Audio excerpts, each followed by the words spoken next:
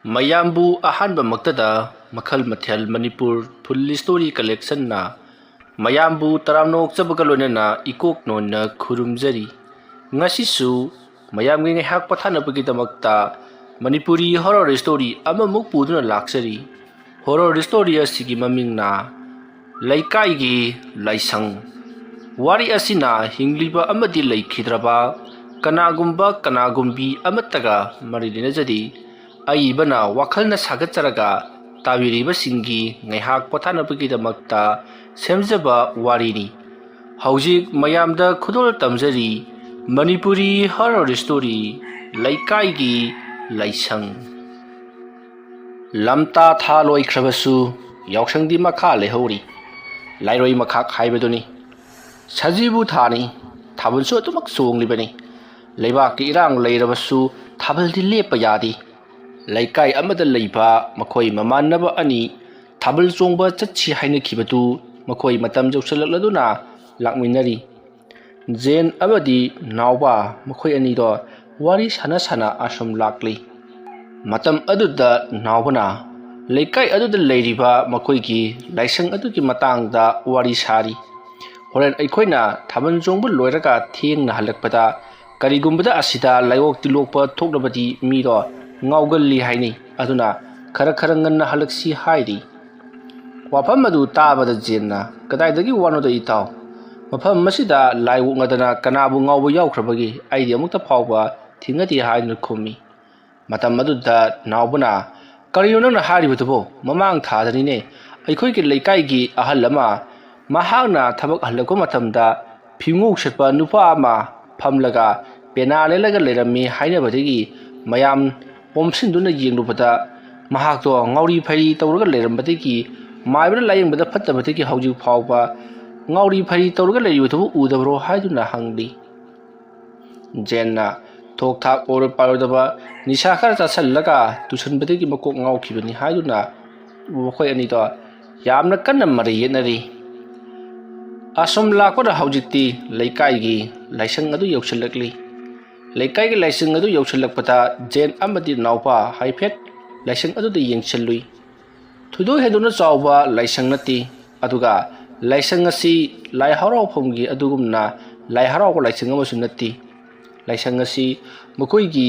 ꯏꯃꯨꯡ ꯑꯃꯗ ꯌꯥꯝꯅ ꯀꯟꯅ ꯇꯝꯅꯕ ꯑꯀꯤ ꯑꯈꯪ ꯀꯌా ꯅꯪꯂꯛꯄꯗꯒꯤ ꯃꯐꯝ ꯑꯗꯨꯗ ꯂꯥꯏꯁꯪ ꯑꯆꯧꯕ ꯑꯃ ꯁꯥꯔꯕꯗꯤ ꯇꯤꯡꯀꯣꯛꯀꯅꯤ ꯂꯥꯏꯀꯣꯛꯀꯅꯤ ꯍꯥꯏꯕꯗꯒꯤ ꯁꯥꯈꯤꯕꯅꯤ꯫ ꯍꯥꯏꯕꯒ ꯇꯧꯕꯒ ꯂꯥꯏꯁꯪ ꯑꯗꯨ ꯁꯥꯕꯗꯒꯤꯗꯤ ꯌꯨꯝ ꯑꯗꯨꯗ ꯇꯧꯔꯝꯕ ꯈꯨꯗꯤꯡꯃꯛ ꯑꯗꯣ ꯂꯣꯏꯅ ꯐꯈꯤꯕꯅꯤ꯫ ꯃꯌꯥꯝꯅ ꯍꯥꯏꯅꯕꯗ ꯌꯨꯝ ꯑꯗꯨꯗ ꯌꯦꯠꯂꯝꯕ ꯇꯤꯟꯃꯨ ꯂꯥꯏꯃꯨ ꯃꯌꯥꯝ ꯑꯗꯣ ꯂꯥꯏꯁꯪ ꯑꯗꯨꯗ ꯂꯩ ꯍꯥꯏꯗꯨꯅ ꯃꯌꯥꯝꯗꯣ ꯌꯥꯝꯅ ꯀꯤꯅꯩ꯫ ꯅꯍꯥꯟꯋꯥꯏꯒꯤ ꯃꯇꯝꯗꯗꯤ ꯌꯥꯝꯅ ꯀꯤꯅꯔꯝꯃꯤ, ꯑꯗꯨꯕꯨ ꯍꯧꯖꯤꯛꯇꯤ ꯀꯤꯕꯗꯨ ꯈꯔ ꯐꯅꯔꯛꯂꯕꯅꯤ꯫ ꯑꯗꯨꯕꯨ ꯃꯔꯛꯇ ꯂꯥꯏꯑꯣꯛ ꯇꯤꯜꯂꯣꯛꯄ ꯈꯔ ꯌꯥꯎꯔꯛꯄꯗꯨꯗꯗꯤ ꯌꯥꯝꯅ ꯀꯤꯅꯩ꯫ ꯑꯁꯨꯝꯅ ꯍꯧꯖꯤꯛꯇꯤ ꯖꯦꯟ ꯑꯃꯗꯤ ꯅꯥꯎꯕ ꯂꯥꯏꯁꯪ ꯑꯗꯨ ꯂꯥꯟꯗꯨꯅ ꯂꯥꯛꯂꯤ꯫ ꯃꯈꯣꯏꯅ ꯂꯥꯏꯁꯪ ꯑꯗꯨ ꯍꯦꯛ ꯂꯥꯟꯊꯣꯔꯛꯄꯒ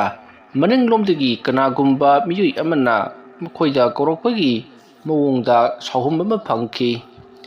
ꯀꯅꯥꯒꯨꯝꯕ ꯑꯃꯅ ꯀꯧꯔꯛꯄꯒꯤ ꯃꯑꯣꯡ ꯇꯧꯔꯛꯈꯤꯕꯗꯨꯗ ꯃꯈꯣꯏ ꯑꯅꯤꯗꯣ ꯇꯨꯡꯗ ꯁꯠ ꯂꯩꯊꯣꯛꯂꯒ ꯌꯦꯡꯂꯤ, ꯑꯗꯨꯕꯨ ꯀꯅꯥ ꯑꯃꯠꯇꯗꯤ ꯂꯩꯔꯝꯗꯦ꯫ ꯃꯗꯨꯗ ꯃꯈꯣꯏ ꯑꯅꯤꯅ "ꯀꯔꯤꯅꯣꯅꯦꯍꯦ,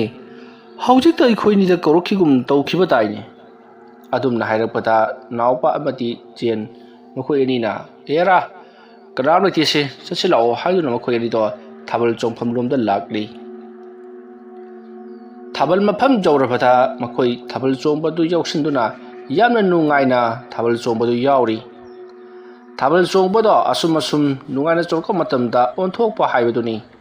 ꯅꯨꯃꯤꯗꯥꯡꯒꯤ ꯄꯨꯡ 11 ꯇꯥꯔꯛꯄ ꯑꯗꯨꯋꯥꯏꯗ ꯅꯣꯡ ꯀꯟꯅ ꯆꯨꯁꯤꯜꯂꯛꯂꯤ꯫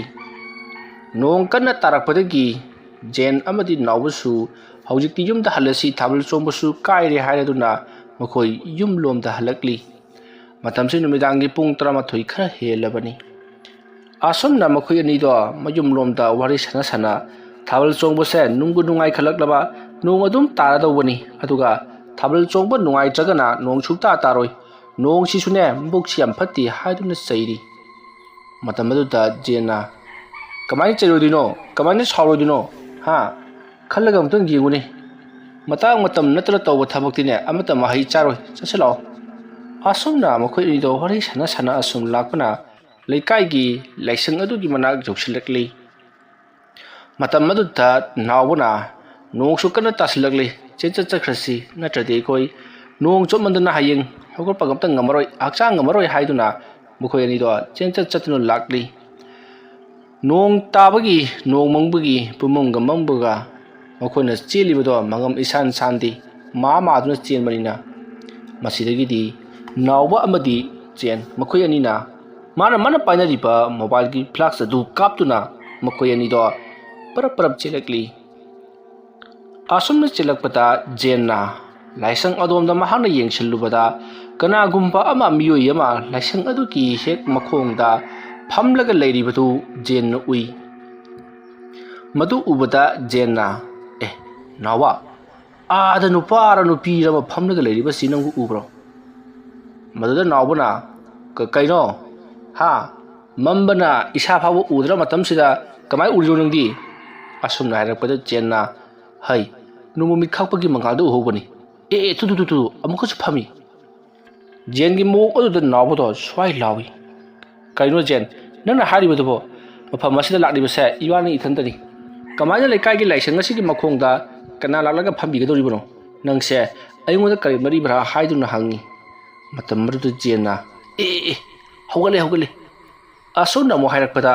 nawbona chasila o haiduna nawbodi khudup thaluna chenkri matam adu da jenna ngai khone he aside lai basibu kanam tadi kisine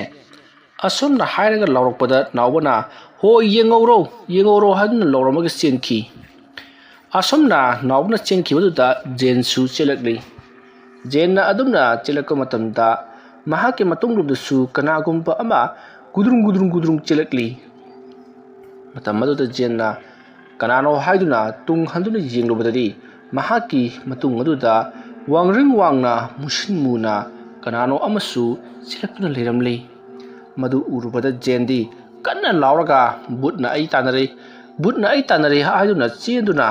nawbugi manak lomda jen silakli madu ubada nawbusu somda lao haiduna kauraduna makhoi ani punna chenminarakli masigi matung nawbadi mahaki mayumgi thongal jawri lehorage haiduna mahakti thongal lomda chensinkhri jensu hoi haiduna mahakchu yamna kana chelakli makoi ge thongal jonganaba makoi ani ge thongal silama lamati thongal ani homtani kanaba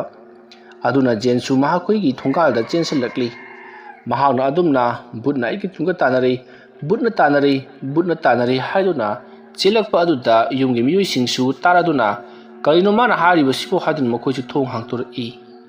matam maruda jendo parap chensalakla mangol da phal chongkhatli matam aduda jengi mapabungna hai kaidora ha kai torobage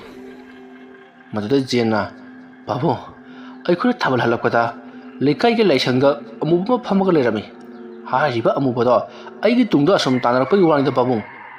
ai amam mathenga aduda chatlabadi toba tabani nati nangi sibu natomda chatlibro ngasigi sibo asnati da babung ai nawbaga chatpani nobadadi kem toroktabra torokte madi aina butthoi haibu kidna hawduna dum chenkrabani aduni dara marup haibu siri nangna butthoi haibu di ma chenkraba hoi babung ho aduni marup imanaba haibu sidi adumana chenabani ko chango asumna hairaga jenbu mapabungna pusankhri mama phajatonna hayeng makai thabal chombaga chpidanu haiduna chairi masigi matung jen phamungda adumak tungkhri mapi maron hongdokpa loiraga matam se ai hingi pungani khara helaklabani matam maduda jen mikap tholakli mahana mikap tholaka matamda mahake nakanda kanagumba ama leplaga leibagi sawma phangbadagi mahakna phallauna leithoklagi jinglubada kanasu leramdi adubu kanagumba amadi leplaga lerambagi mawongda mami sami haifeti uhokki madu ubada jenna karinone hauji ingoda tawlibaduba kainom di shodna leidase ngasagi butubu aigi nakta dum ineraklaba jala asumna khalaga jenna akoibado kolei leiduni jengli asumna mahakna ꯀꯣꯏꯂꯩ ꯂꯩꯗꯨꯅ ꯌꯦꯡꯂꯤꯉꯩꯒꯤ ꯇꯥꯟꯖꯥ ꯑꯗꯨꯗ ꯃꯍꯥꯛꯀꯤ ꯃꯇꯨꯡꯗ ꯀꯅꯥꯒꯨꯝꯕ ꯑꯃ ꯐꯝꯂꯒ ꯃꯁꯝ ꯃꯅꯥ ꯏꯁꯥꯡ ꯁꯥꯡꯅ ꯃꯨꯁꯤꯟ ꯃꯨꯟꯅ ꯂꯩꯔꯤꯕꯗꯣ ꯃꯍꯥꯛꯅ ꯁꯥꯎꯍꯨꯝ ꯐꯪꯏ꯫ ꯃꯁꯤꯗꯒꯤꯗꯤ ꯖꯦꯟꯅ ꯇꯨꯡꯗ ꯇꯞꯅ ꯇꯞꯅ ꯂꯩꯊꯣꯛꯂꯨꯕ ꯃꯇꯝꯗꯗꯤ ꯀꯅꯥꯁꯨ ꯂꯩꯔꯝꯗ꯭ꯔꯦ꯫ ꯃꯁꯤꯗꯒꯤꯗꯤ ꯖꯦꯟꯅ ꯃꯁꯤꯗꯤ ꯃꯑꯣꯡ ꯑꯃꯅꯤ, ꯄꯨꯡꯁꯤꯅ ꯀꯌꯥ ꯇꯥꯔꯕꯖꯥꯠꯅꯣ ꯍꯥꯏꯗꯨꯅ ꯃꯍꯥꯛꯅ ꯄꯨꯡ ꯌꯦꯡꯂꯨꯕꯗꯗꯤ ꯑꯍꯤꯡꯒꯤ ꯄꯨꯡ 2 ꯍꯦꯟꯖꯤꯟꯗꯨꯅ 3 ꯇꯥꯁꯤꯜꯂꯛꯂꯝꯂꯦ꯫ ꯃꯗꯨ ꯎꯕꯗ ꯖꯦꯟꯅ ꯍꯧꯖꯤꯛꯀꯤ ꯑꯩꯒꯤ ꯇꯨꯡꯗ ꯂꯩꯔꯝꯂꯤꯕꯗꯨꯕꯨ ꯚꯨꯠ ꯅꯠꯇ꯭ꯔꯕꯅꯤ ꯑꯁꯨꯝꯅ ꯈꯜꯂꯒ ꯖꯦꯟꯗꯣ ꯇꯨꯃꯤꯟꯅ ꯂꯩꯔꯤꯉꯩ ꯃꯍꯥꯛꯀꯤ ꯐꯃꯨꯡꯗꯣ ꯀꯅꯥꯒꯨꯝꯕ ꯑꯃꯅ ꯇꯞꯅ ꯇꯞꯅ ꯑꯁꯨꯝ ꯊꯥꯡꯗꯣꯛꯄꯒꯨꯝ ꯐꯛꯂꯥꯡꯂꯣꯝꯗꯒꯤ ꯑꯁꯨꯝ ꯊꯥꯡꯇꯣꯛꯂꯤ꯫ ꯍꯥꯏꯕꯗꯤ ꯐꯃꯨꯡ ꯑꯗꯣ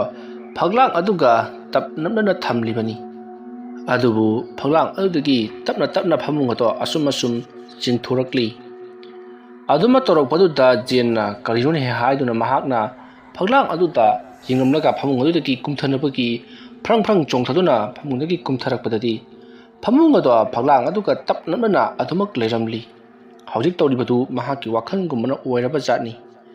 ꯑꯁꯨꯝꯅ ꯃꯍꯥꯛꯅ ꯂꯩꯔꯤꯉꯩ ꯃꯇꯝ ꯑꯗꯨꯗ ꯃꯍꯥꯛꯀꯤ ꯃꯇꯨꯡꯂꯣꯝꯗ ꯀꯅꯥꯒꯨꯝꯕ ꯑꯃ ꯂꯦꯞꯄꯒꯤ ꯁꯥꯎꯍꯨꯝ ꯐꯪꯏ꯫ ꯃꯁꯤꯗꯒꯤꯗꯤ ꯖꯦꯟꯅ ꯀꯔꯤꯅꯣ ꯑꯩꯉꯣꯟꯗ ꯉꯁꯤ ꯇꯧꯔꯛꯂꯤꯕꯁꯤꯕꯨ ꯑꯁꯨꯝꯅ ꯍꯥꯏꯔꯒ ꯃꯍꯥꯛꯅ ꯇꯞꯅ ꯇꯞꯅ ꯂꯩꯊꯣꯛꯂꯒ ꯌꯦꯡꯂꯨꯕꯗꯗꯤ ꯃꯨꯁꯤꯟ ꯃꯨꯅ ꯅꯨꯄꯤꯒꯤ ꯁꯑꯣꯡ ꯃꯥꯟꯕꯤ ꯑꯃ ꯂꯦꯞꯂꯒ ꯂꯩꯔꯝꯂꯦ꯫ ꯃꯗꯨ ꯎꯕꯗ ꯖꯦꯟꯗꯣ ꯃꯁꯥꯗꯨ ꯆꯤꯡ ꯂꯥꯎꯈꯤꯗꯨꯅ ꯑꯗꯨꯃꯛ ꯂꯩꯃꯥꯏꯗ ꯂꯣꯡꯅ ꯍꯥꯏꯊꯈ꯭ꯔꯦ꯫ ꯑꯁꯨꯝꯅ ꯖꯦꯟꯒꯤ ꯃꯍꯥꯛꯀꯤ ꯀꯥ ꯑꯗꯨꯗ ꯀꯔꯤꯒꯨꯝꯕ ꯑꯃ ꯕꯨꯗ꯭ꯔꯨꯞ ꯕꯨꯗ꯭ꯔꯨꯞ ꯂꯥꯎꯅ ꯇꯥꯁꯤꯟꯈꯤꯕꯒꯤ ꯈꯣꯟꯖꯦꯜ ꯑꯃ ꯇꯥꯕ ꯑꯗꯨꯗ ꯃꯈꯣꯏ ꯏꯃꯨꯡꯒꯤ ꯃꯤꯁꯤꯡ ꯀꯩꯗꯧꯕ ꯌꯥꯎꯔꯕꯖꯥꯠꯅꯣ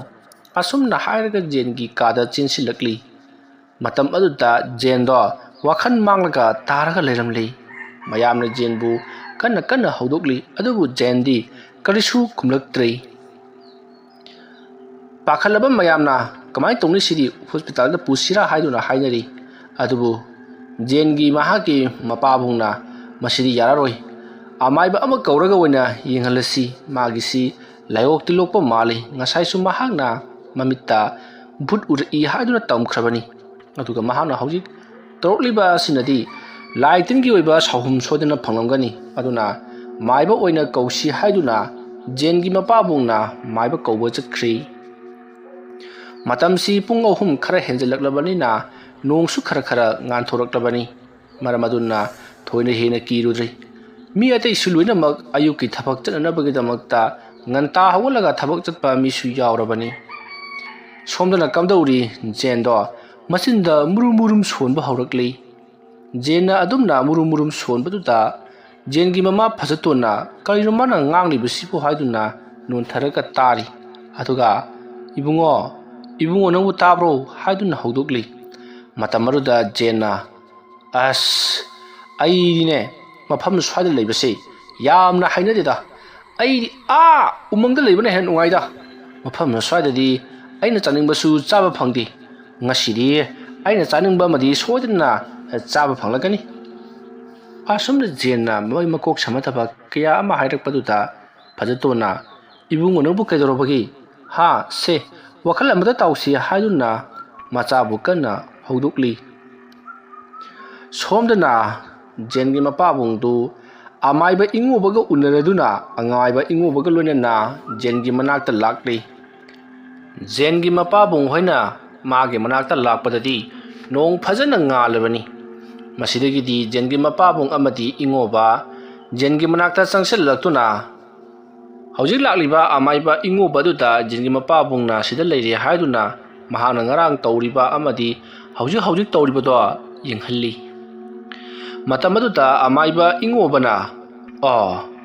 ꯃꯥꯒꯤꯁꯤꯗꯤ ꯂꯥꯏ ꯇꯤꯟꯒꯤ ꯑꯣꯏꯕ ꯁꯥꯎꯍꯨꯝ ꯈꯔ ꯐꯪꯉꯦꯗꯅ, ꯃꯥꯕꯨ ꯉꯔꯥꯡ ꯀꯗꯥꯏꯗ ꯆꯠꯂꯨꯕꯒꯦ ꯑꯗꯨꯝꯅ ꯍꯪꯂꯛꯄꯗ ꯖꯦꯟꯒꯤ ꯃꯄꯥꯕꯨꯡꯅ ꯑꯣꯖꯥ ꯃꯥꯁꯤ ꯉꯔꯥꯡ ꯊꯥꯕꯜ ꯆꯣꯡꯕ ꯆꯠꯄꯅꯤ, ꯑꯗꯨꯗ ꯊꯥꯕꯜ ꯆꯣꯡꯂꯨꯔꯒ ꯍꯜꯂꯛꯄꯗ ꯀꯗꯥꯏꯗꯅꯣ ꯂꯥꯏ ꯈꯔ ꯎꯏ ꯍꯥꯏꯌꯦ, ꯃꯗꯨꯗꯒꯤꯗꯤ ꯇꯧꯔꯛꯂꯤꯕꯁꯤ ꯏꯕꯨꯡꯉꯣ ꯑꯉꯥꯡꯁꯤ ꯂꯩꯃꯥꯡ ꯌꯦꯠꯂꯤꯕꯁꯤ ꯈꯥꯏꯗꯣꯛꯅꯕ ꯇꯧꯁꯤ, ꯁꯨꯝꯗꯧꯁꯤ ꯌꯦꯔꯨꯝ ꯑꯃ ꯆꯪꯒꯅꯤ, ꯑꯗꯨꯒ ꯀꯕꯣꯛ ꯈꯔꯒ ꯑꯗꯨꯒ ꯍꯩꯔꯣꯛ ꯄꯥꯟꯅ ꯇꯥꯡꯒ ꯈꯔ ꯇꯧꯔꯒ ꯂꯥꯏ ꯊꯥꯗꯣꯛꯇ꯭ꯔꯕꯗꯤ ꯐꯔꯣꯏꯗꯧꯔꯤ, ꯑꯉꯥꯡꯅꯅꯦ ꯅꯨꯃꯤꯗꯥꯡ ꯆꯠꯊꯣꯛꯄꯗ ꯅꯈꯣꯏꯅ ꯄꯪꯊꯥ ꯊꯥꯗꯣꯛꯀꯅꯨꯅꯦꯍꯦ ꯐꯠꯇꯕꯅꯤꯀꯣ ꯑꯁꯨꯝꯅ ꯍꯥꯏꯔꯗꯨꯅ ꯍꯧꯖꯤꯛꯇꯤ ꯑꯃꯥꯏꯕ ꯏꯉꯣꯕꯅ ꯍꯥꯏꯔꯤꯕ ꯄꯣꯠꯂꯝ ꯆꯩꯔꯝꯁꯤꯡ ꯑꯗꯨ ꯍꯧꯖꯤꯛꯇꯤ ꯖꯦꯟꯒꯤ ꯃꯄꯥꯕꯨꯡꯅ ꯁꯦꯝ ꯁꯥꯔꯤ ꯑꯁꯨꯝꯅ ꯁꯦꯝ ꯁꯥꯔꯛꯄꯗ ꯑꯌꯨꯛꯀꯤ ꯄꯨꯡ 7 ꯇꯥꯔꯤ ꯍꯧꯖꯤꯛꯇꯤ ꯂꯥꯏ ꯈꯣꯏꯔꯝꯕꯁꯨ ꯍꯧꯅꯅꯕꯒꯤꯗꯃꯛꯇ ꯇꯧꯔꯤ ꯅꯨꯃꯤꯠꯇꯣ ꯅꯣꯡꯊꯤ ꯅꯣꯡꯃꯪꯉꯤ ꯅꯣꯡ ꯆꯨꯒꯗꯧꯔꯤꯕ ꯀꯩꯅꯣꯝꯃ ꯇꯧꯔꯤ ꯑꯗꯨꯕꯨ ꯅꯣꯡ ꯇꯥꯕꯃꯛꯇꯤ ꯇꯥꯗꯦ ꯑꯃꯥꯏꯕ ꯏꯉꯣꯕꯅ ꯅꯣꯡꯁꯤ ꯇꯥꯗ꯭ꯔꯕꯗꯤ ꯐꯅꯤꯗ ꯍꯥꯏꯗꯨꯅ ꯍꯥꯏꯔꯤ ꯑꯁꯨꯝꯅ ꯖꯦꯟꯗꯣ ꯂꯥꯏ ꯈꯨꯔꯨꯝꯅꯕꯒꯤꯗꯃꯛꯇ ꯃꯥꯡꯒꯣꯜ ꯑꯗꯨꯗ ꯐꯝꯍꯜꯂꯤ ꯑꯗꯨꯒ ꯑꯃꯥꯏꯕ ꯏꯉꯣꯕꯅ ꯖꯦꯟꯗ ꯑꯣꯟꯁꯤꯟꯗꯨꯅ ꯍꯥꯏ ꯏꯕꯨꯡꯉꯣ ꯍꯥꯏ ꯅꯪꯕꯨ ꯋꯥꯈꯜ ꯇꯥꯕ꯭ꯔꯣ ꯅꯪꯕꯨ ꯏꯕꯣ ꯀꯩꯗꯧꯕꯒꯤꯅꯣꯅꯦ ꯅꯪꯅ ꯃꯤꯒꯤ ꯂꯥꯏ ꯂꯩꯕ ꯃꯐꯝꯗꯨꯗ ꯆꯠꯂꯨꯔꯤꯕꯗꯨꯕꯣ ꯑꯩ ꯂꯥꯏ ꯈꯨꯔꯨꯝꯒꯦ ꯅꯪꯁꯨ ꯈꯨꯔꯨꯝꯃꯨ ꯁꯦ ꯁꯤꯗ ꯏꯍꯥꯟ ꯍꯥꯟꯅ ꯑꯩꯅ ꯂꯥꯡꯉꯤꯕ ꯄꯣꯠꯂꯝ ꯆꯩꯔꯝꯁꯤꯡꯁꯦ ꯁꯤꯗꯩꯁꯤꯗꯅꯦ ꯁꯦ ꯑꯁꯨꯝꯅ ꯅꯈꯨꯠꯇꯣ ꯂꯣꯟꯅꯔꯒ ꯁꯤꯅ ꯁꯦ ꯈꯨꯔꯨꯝꯃꯨꯁꯦ ꯑꯁꯨꯝꯅ ꯍꯥꯏꯔꯛꯄꯗ ꯖꯦꯟꯅ ꯑꯃꯥꯏꯕ ꯏꯉꯣꯕꯗ ꯍꯦ ꯑꯍꯟ ꯅꯪꯒꯨꯝꯕꯅ ꯑꯩꯉꯣꯟꯗ ꯑꯗꯨꯃꯥꯏꯅ ꯇꯥꯛꯄ ꯌꯥꯕ꯭ꯔꯣ ꯅꯃꯥꯏꯗꯨꯗ ꯈꯨꯄꯥꯁꯤꯅ ꯊꯥꯖꯤꯜꯂꯛꯂꯕꯗꯤ ꯅꯪꯅ ꯐꯥꯔꯝꯕ ꯃꯟꯇ꯭ꯔꯒ ꯂꯣꯏꯅꯃꯛ ꯀꯥꯎꯅꯤꯅꯦ ꯀꯌꯥꯗ ꯎꯁꯤꯠꯇ꯭ꯔꯤꯕ ꯂꯥꯏꯅꯣꯅ ꯌꯦꯡꯉꯨꯅꯦ ꯁꯤ ꯑꯃꯥꯏꯕ ꯑꯩꯉꯣꯟꯗꯕꯨ ꯑꯁꯨꯝꯅꯒ ꯍꯥꯏꯔꯗꯅ ꯍꯩ ꯅꯪ ꯑꯗꯨꯝꯅ ꯀꯅꯥꯅ ꯍꯥꯏꯌꯨ ꯍꯥꯏ ꯀꯅꯥꯅ ꯍꯥꯏꯌꯨ ꯍꯥꯏꯒꯦ ꯑꯁꯨꯝꯅ ꯍꯥꯏꯔꯒ ꯑꯃꯥꯏꯕ ꯏꯉꯣꯕꯅ ꯃꯍꯥꯛꯀꯤ ꯈꯨꯖꯥꯏꯗ ꯌꯥꯎꯔꯤꯕ ꯏꯁꯤꯡ ꯑꯗꯨꯗ ꯇꯔꯦꯟ ꯄꯨꯡꯐꯥꯏ ꯃꯅꯥꯁꯤꯡ ꯑꯗꯨ ꯂꯨꯞꯁꯤꯜꯂꯒ ꯖꯦꯟꯗ ꯈꯤꯛꯆꯤꯜꯂꯛꯏ ꯑꯃꯗꯤ ꯆꯥꯏꯁꯤꯜꯂꯛꯄ ꯑꯃꯗꯤ ꯀꯟꯁꯤꯜꯂꯛꯄ ꯇꯧꯔꯛꯄ ꯑꯗꯨꯗꯗꯤ ꯖꯦꯟꯗꯣ ꯈꯪꯄ꯭ꯔꯦꯛ ꯈꯪꯅ ꯁꯥꯎꯍꯨꯝ ꯑꯃ ꯐꯪꯂꯛꯄꯒꯨꯝ ꯃꯁꯥꯗꯣ ꯖꯤꯡ ꯆꯣꯡꯈꯠꯂꯤ ꯃꯇꯝ ꯑꯗꯨꯗ ꯑꯃꯥꯏꯕ ꯏꯉꯣꯕꯅ ꯌꯥꯝꯅ ꯊꯨꯅ ꯈꯣꯏꯔꯝꯃꯨ ꯅꯠꯇ꯭ꯔꯕꯗꯤ ꯑꯐꯕ ꯑꯣꯏꯔꯔꯣꯏ ꯍꯥꯏꯕꯗꯒꯤ ꯖꯦꯟ ꯈꯨꯔꯨꯝꯃꯤ ꯑꯗꯨꯒ ꯃꯆꯤꯟꯗꯁꯨ ꯃꯨꯔꯨꯝ ꯀꯔꯤꯅꯣ ꯄꯪꯁꯣꯟꯗ ꯁꯣꯜꯂꯤ ꯃꯁꯤꯗꯒꯤꯗꯤ ꯑꯃꯥꯏꯕ ꯏꯉꯣꯕꯅ ꯍꯥꯏ ꯀꯩꯅꯣ ꯅꯪꯅ ꯃꯨꯔꯨꯝ ꯁꯣꯜꯂꯤꯕꯗꯨꯕꯣ ꯅꯪꯅ ꯍꯥꯏꯅꯤꯡꯕꯗꯨ ꯀꯣꯛ ꯍꯥꯏꯕ ꯌꯥꯗꯕ꯭ꯔꯣ ꯑꯁꯨꯝꯅ ꯍꯥꯏꯔꯛꯄꯗ ꯖꯦꯟꯅ ꯑꯩ ꯀꯩꯁꯨ ꯍꯥꯏꯗꯦ ꯍꯥꯏꯔꯒ ꯃꯍꯥꯛ ꯇꯨꯃꯤꯟꯅ ꯐꯝꯂꯒ ꯂꯩ ꯖꯦꯟꯗꯣ ꯉꯁꯥꯏ ꯃꯈꯩꯗꯤ ꯃꯤꯔꯣꯟ ꯇꯥꯗꯅ ꯋꯥꯔꯤ ꯁꯥꯟꯅꯕ ꯑꯃꯠꯇ ꯌꯥꯗꯅ ꯃꯥ ꯊꯣꯛꯄ ꯑꯃ ꯇꯧꯔꯒ ꯑꯗꯨꯃꯛ ꯂꯩꯕꯅꯤ ꯃꯃꯥ ꯐꯖꯇꯣꯟꯅ ꯋꯥ ꯍꯪꯕꯗꯁꯨ ꯁꯦꯔꯥꯟ ꯇꯨꯔꯥꯟ ꯉꯥꯛꯀ ꯈꯨꯝꯕꯅꯤ ꯑꯗꯨꯕు ꯑꯃꯥꯏꯕ ꯏꯉꯣꯕꯅ ꯋꯥ ꯍꯪꯕꯗꯗꯤ ꯐꯖꯅ ꯃꯈꯣꯏ ꯑꯅꯤ ꯋꯥꯔꯤ ꯁꯥꯟꯅꯕꯒꯨꯝ ꯇꯧꯔꯤ ꯃꯇꯝ ꯑꯗꯨꯗ ꯑꯃꯥꯏꯕ ꯏꯉꯣꯕꯅ ꯐꯔꯦ ꯏꯕꯣ ꯑꯗꯨ ꯑꯣꯏꯔꯕꯗꯤ ꯅꯍꯥꯛ ꯑꯩꯅ ꯀꯠꯂꯤꯕ ꯀꯕꯣꯛ ꯍꯩꯕꯣꯛ ꯃꯌꯥꯝꯁꯤ ꯆꯥꯔꯦ ꯍꯥꯏꯔꯒ ꯅꯍꯥꯛ ꯍꯟꯈꯤꯒꯗꯕꯅꯤ ꯅꯠꯇ꯭ꯔꯕꯗꯤ ꯑꯃꯥꯏꯕ ꯏꯉꯣꯕ ꯀꯅꯥꯅꯣ ꯍꯥꯏꯕꯗꯨ ꯅꯍꯥꯛ ꯁꯣꯏꯗꯅ ꯈꯪꯂꯛꯀꯅꯤꯀꯣ ꯃꯗꯨ ꯈꯪꯕ ꯄꯥꯝꯃꯨꯅꯨ ꯅꯅꯝ ꯅꯥꯗꯨꯅ ꯇꯣꯛꯀꯅꯤ ꯁꯦ ꯁꯤꯗ ꯑꯩꯅ ꯀꯠꯂꯤꯕ ꯄꯣꯠꯂꯝ ꯆꯩꯔꯝꯁꯤꯡ ꯑꯁꯤ ꯆꯥꯔꯦ ꯍꯥꯏꯔꯒ ꯅꯍꯥꯛ ꯍꯟꯈ꯭ꯔꯣꯀꯣ ꯑꯁꯨꯝꯅ ꯍꯥꯏꯔꯒ ꯂꯥꯏ ꯇꯩꯅꯔꯛꯄꯗ ꯖꯦꯟꯗꯣ ꯃꯁꯥ ꯑꯗꯨ ꯀꯔꯤꯅꯣꯝ ꯇꯧꯔꯛꯂꯤ ꯅꯤꯛꯄ ꯍꯧꯔꯛꯂꯤ ꯃꯗꯨꯅ ꯇꯧꯔꯝꯂꯒ ꯖꯦꯟꯗꯣ ꯇꯞꯅ ꯑꯩ ꯀꯣꯛ ꯉꯥꯎꯔꯦ ꯍꯤꯞꯊꯒꯦ ꯍꯥꯏꯗꯨꯅ ꯃꯍꯥꯛ ꯍꯤꯞꯊꯈꯤ ꯂꯩꯃꯥꯏ ꯑꯗꯨꯗ ꯃꯁꯤꯗꯒꯤꯗꯤ ꯑꯃꯥꯏꯕ ꯑꯗꯨꯅ ꯌꯥꯔꯅꯤ ꯃꯁꯤ ꯑꯣꯏꯔꯕꯗꯤ ꯑꯁꯨꯝꯅ ꯍꯥꯏꯔꯒ ꯏꯉꯣꯕꯗꯣ ꯇꯞꯅ ꯌꯥꯡꯀꯣꯛ ꯑꯃꯗ ꯃꯍꯥꯛꯅ ꯍꯧꯖꯤꯛ ꯁꯦꯝ ꯁꯥꯔꯤꯕ ꯂꯥꯏ ꯈꯨꯔꯨꯝꯕꯗ ꯆꯪꯂꯤꯕ ꯀꯕꯣꯛ ꯍꯩꯕꯣꯛ ꯑꯃꯗꯤ ꯑꯇꯩ ꯄꯣꯠꯂꯝꯁꯤꯡ ꯑꯗꯨ ꯄꯨꯂꯞꯅ ꯌꯥꯡꯀꯣꯛ ꯑꯗꯨꯗ ꯍꯥꯞꯂꯒ ꯄꯨꯊꯣꯛꯈ꯭ꯔꯦ ꯃꯁꯤꯒꯤ ꯃꯇꯨꯡꯗ ꯍꯧꯖꯤꯛꯇꯤ ꯑꯃꯥꯏꯕ ꯏꯉꯣꯕꯗꯨꯅ ꯊꯥꯗꯣꯛꯂꯝꯂꯕ ꯃꯇꯨꯡꯗ ꯏꯃꯨꯡꯂꯣꯝꯗ ꯆꯪꯁꯤꯜꯂꯛꯂꯤ ꯑꯗꯨꯒ ꯖꯦꯟꯗ ꯍꯥꯏ ꯏꯕꯨꯡꯉꯣ ꯅꯪꯕꯨ ꯈꯔ ꯐꯔꯕ꯭ꯔꯣ ꯍꯥꯏꯗꯨꯅ ꯂꯩꯋꯥ ꯈꯔ ꯁꯣꯟꯗꯨꯅ ꯇꯔꯦꯟ ꯑꯗꯨꯅ ꯏꯁꯤꯡ ꯑꯗꯣ ꯈꯤꯛꯇꯣꯛꯂꯤ ꯑꯗꯨꯃ ꯇꯧꯔꯛꯄꯗ ꯖꯦꯟ ꯃꯍꯥꯛ ꯃꯃꯤꯠ ꯑꯗꯣ ꯄꯥꯡꯊꯣꯔꯛꯂꯒ ꯇꯞꯅ ꯐꯝꯃꯤ ꯑꯗꯨꯒ ꯑꯩꯕꯨ ꯀꯔꯤ ꯇꯧꯈ꯭ꯔꯕꯒꯦ ꯍꯥꯏꯗꯨꯅ ꯍꯪꯉꯛꯂꯤ ꯋꯥꯐꯝ ꯑꯗꯨ ꯇꯥꯕꯗ ꯃꯃꯥ ꯐꯖꯇꯣꯟꯅ ꯃꯉꯣꯟꯗ ꯇꯧꯈ꯭ꯔꯤꯕꯁꯤꯡ ꯑꯗꯣ ꯂꯣꯏꯅꯃꯛ ꯈꯪꯍꯜꯂꯤ ꯃꯇꯝ ꯑꯗꯨꯗ ꯖꯦꯟꯅ ꯉꯔꯥꯡ ꯑꯩꯁꯦ ꯊꯥꯕꯜ ꯆꯣꯡꯕ ꯍꯜꯂꯛꯄꯗ ꯂꯥꯏꯃꯨꯛ ꯑꯃ ꯊꯦꯡꯅꯔꯕ ꯃꯇꯨꯡꯗ ꯑꯩꯁꯦ ꯇꯨꯝꯂꯦ ꯍꯦꯛ ꯇꯨꯝꯕꯒ ꯑꯩꯒꯤ ꯈꯨꯌꯥꯗ ꯂꯨꯈꯨꯝꯗ ꯀꯅꯥꯒꯨꯝꯕ ꯑꯃ ꯂꯦꯞꯂꯒ ꯂꯩꯕ ꯀꯣꯏꯆꯠ ꯆꯠꯄꯒꯤ ꯃꯥꯒꯤ ꯁꯥꯎꯍꯨꯝ ꯀꯌꯥ ꯑꯃ ꯐꯪꯂꯛꯄꯗꯒꯤ ꯑꯩ ꯇꯨꯝꯕ ꯌꯥꯔꯗꯨꯅ ꯂꯩꯔꯤꯉꯩ ꯀꯅꯥꯅꯣ ꯃꯤꯑꯣꯏ ꯑꯃ ꯑꯩꯒꯤ ꯇꯨꯡꯗ ꯑꯃꯨꯛ ꯂꯩ ꯉꯥꯛꯆꯦꯠꯇ ꯑꯃꯨꯛ ꯂꯩ ꯐꯃꯨꯡ ꯑꯁꯤ ꯑꯃꯨꯛ ꯊꯥꯡꯗꯣꯛ ꯇꯧꯔꯛꯄꯗꯒꯤ ꯑꯩꯁꯤ ꯀꯤꯗꯨꯅ ꯐꯃꯨꯡꯗꯒꯤ ꯀꯨꯝꯊꯔꯛꯂꯤ ꯑꯗꯨꯒ ꯑꯩꯅ ꯂꯦꯞꯄꯤꯉꯩꯗ ꯑꯩꯒꯤ ꯇꯨꯡꯗ ꯀꯅꯥꯅꯣ ꯑꯃ ꯂꯦꯞꯄꯤ ꯍꯥꯏꯗꯅ ꯂꯩꯊꯣꯛꯂꯒ ꯌꯦꯡꯂꯨꯕꯗꯗꯤ ꯃꯨꯁꯤꯟ ꯃꯨꯅ ꯋꯥꯡꯖꯤꯡ ꯋꯥꯡꯅ ꯑꯩꯒꯤ ꯏꯃꯥꯏ ꯃꯄꯥꯁꯤꯗ ꯂꯩꯔꯝꯕꯗꯒꯤ ꯑꯩ ꯑꯗꯨꯃꯛ ꯒ꯭ꯌꯥꯟ ꯃꯥꯡꯈ꯭ꯔꯤ ꯑꯗꯨ ꯐꯥꯎꯕꯗ ꯑꯩ ꯈꯪꯍꯧꯏ ꯍꯥꯏꯗꯨꯅ ꯇꯝꯂꯤ ꯋꯥꯐꯝ ꯑꯗꯨ ꯇꯥꯕꯗ ꯑꯃꯥꯏꯕ ꯏꯉꯣꯕꯅ ꯍꯥꯏꯔꯤꯕꯗꯨꯅ ꯇꯥꯛꯄꯗꯤ ꯅꯪꯒꯤꯁꯤꯗꯤ ꯂꯩꯀꯥꯏꯒꯤ ꯂꯥꯏꯁꯪ ꯑꯃ ꯂꯩꯔꯤꯕꯗꯨ ꯃꯗꯨ ꯑꯣꯏꯅ ꯅꯪꯒꯤꯁꯤ ꯑꯣꯛꯅꯔꯦꯅꯦ ꯍꯣꯏ ꯑꯗꯨꯃꯥꯏꯅ ꯍꯥꯏꯇꯥꯔꯦ ꯏꯄꯨ ꯑꯗꯨꯗꯤ ꯂꯥꯏꯁꯤ ꯑꯃꯨꯔꯛ ꯈꯣꯏꯔꯝꯕꯅ ꯌꯥꯔꯣꯏꯗꯧꯔꯤ ꯏꯕꯨꯡꯉꯣ ꯁꯨꯃꯥꯏꯅ ꯇꯧꯔꯁꯤ ꯃꯍꯥꯛꯅ ꯉꯔꯥꯡ ꯂꯥꯏ ꯑꯣꯛꯅꯔꯨꯔꯤꯕꯁꯤ ꯂꯩꯕꯥꯛ ꯄꯣꯛꯄ ꯅꯨꯃꯤꯠꯅꯤ aduna leibak pokpa taretlak khoiramdaba yararoi ngasi ahanba ma khoiramle hojik taruk watli taruk se leibak pokpa numit khudingi khoiramsiko aduna leibak pokpa yorokpa khudingi mahak kainoma dubak torokani noina khara senabiu ngawna phaina yum thadoklaga chatkrabadi nakoida awaba oigani aduna nakoina khara senabiu ko fare ngasigidi kari amata hek taroklaroi leibak pokpa yogadaba nongmani ni watlingidagi amu hawrakadoribani aduna taretlak khoiramdragadi yararoi aduna polam chayam singdo khara marang kaina thamlo taretlak khoiramgadoribanina ngasigidi ai chatlage ko asumna hairamlaga amaiba ingoba mahak hankhre amaiba ingoba na hek hankibaga jengi mapabongna thabal chongbodo yamna chatningkho kari kana na chongningliba thabal no khangdene ha kari kana dorige madunga leibak se kayam chakhakadorige laitingi oiba thoramda tawro kesu kaide mardi nati leibak ki iranga sukkalligi matam seda thabal chongchandana ha nokhoju thabal chongbodu chilam drakadi chongbo chalam loyeba adu chatrabadi nokhoju ngasi lai wongadana paisa mayam ama tingna layengliba aina thabak chatriba sibu torong khidro kari kana dabada thabal chongmo leibak kayam chakhakadorige kari kana porakadorige jengi mapabungna sawgolakpa koilaw lorokpaduda phajatona asiyare kadorage nangbo mina taraga ngawbone khaleni asumna mahaki mapuroibana sawribado themjalli mapabungna sawbaduta jensu karimata haidri tumina mahaksu magi kada changduna phamlaga laikhre adubu jengi mapabungdi mahak thabak chalandi arembada paisa manghalli lai khurumbada paisa manghalli haiduna sawbo lepti lekai adugi thabal singliba amadi lebak asida tawriba thabak asi puthok-puthok-tuna mahak yamna kanna wa ngangli aduma leiringe matam aduta jengi mamanaba nawbodo jenbu hawba lakli jendu ngarang layuknai haibadu mahakna tabadagi hangba laklibani jengi mamanaba nawbodo lakpa ubadagi jengi mapabungdo lawrong khonglamba chairambadu lepkhri aduduga ibungo nawba ngarang ibungo jensi lai ui haidana chele na hai nangna mang tharaga chele na hai ne ahoi pabung mana buthui na haibuda aisu kigum karigum adum chelaba namana basi huntomaga huntok ti magai ka tungda maga chemiнаrakpani aisu thunga da dumak chensale masu thunga da nubadum chenkrabani pai adum mangaidana pare namana badu lai wongadana lai changdana churon paron mayam lolakpadagi maiba kauragane lai khurambadagi ma wakhal khara taraklabani amuk ne horan karam phamda chungusige haibado amuk tanaro chawkhaloi chawkhaloi akoi ki leibak se chawkhal laro dabani kari kan dabata lebani ai dine thabak lepabani na ne swaida layukhige asumna ngangamlaga chakhibaduta nawbusu khangni mapabung haibadi jengi mapabung chai yamna sawri haibasi jengi mnaka changsalaklaga karino pabung sidi patana mai hor leramini ngarang nei ibu aina lai unaga laga lai khunbada paisa mayam changhal ledana maibadu sunang pani ngasi lai khunbasina yaroi numit ni khuranggadabani na hai numit ni numit ni habati mi taret lak haibor male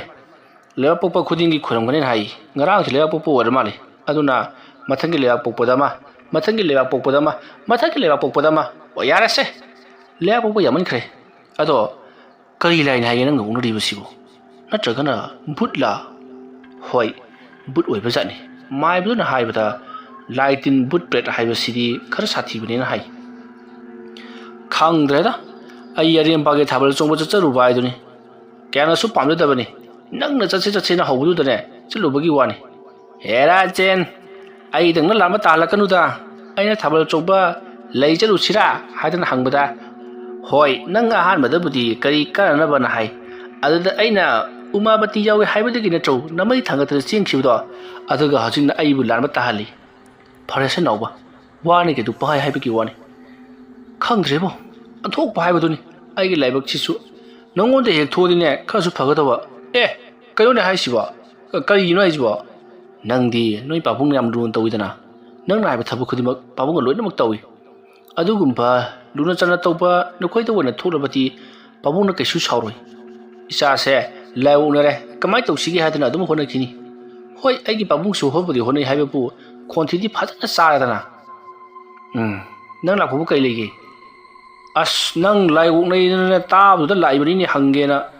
ꯂꯥꯏꯑꯣꯛꯅꯕ ꯃꯤꯅꯒ ꯆꯣꯔꯣ ꯄꯥꯔꯣ ꯂꯣꯜꯂꯒ ꯑꯩꯈꯣꯏꯅ ꯑꯃꯨꯛ ꯉꯥꯡ ꯃꯥꯅ ꯑꯃꯨꯛ ꯈꯨꯝ ꯇꯧꯕꯗꯣ ꯌꯥꯝ ꯅꯨꯡꯉꯥꯏꯕ ꯍꯥꯏꯇꯥꯔꯦ ꯑꯗꯨ ꯑꯝꯇ ꯌꯦꯡꯉꯨꯒꯦ ꯂꯥꯛꯄꯩ ꯋꯥꯅꯤ ꯅꯪꯗꯤ ꯐꯁꯨ ꯐꯔꯝꯃꯦ ꯅꯪꯒꯤꯁꯤꯗꯤ ꯑꯩ ꯅꯨꯡꯁꯤꯗꯅ ꯂꯥꯛꯄ ꯅꯠꯇꯦꯅꯦ ꯑꯩ ꯂꯛꯅꯒꯦꯅ ꯂꯥꯛꯄꯅꯤꯅꯦ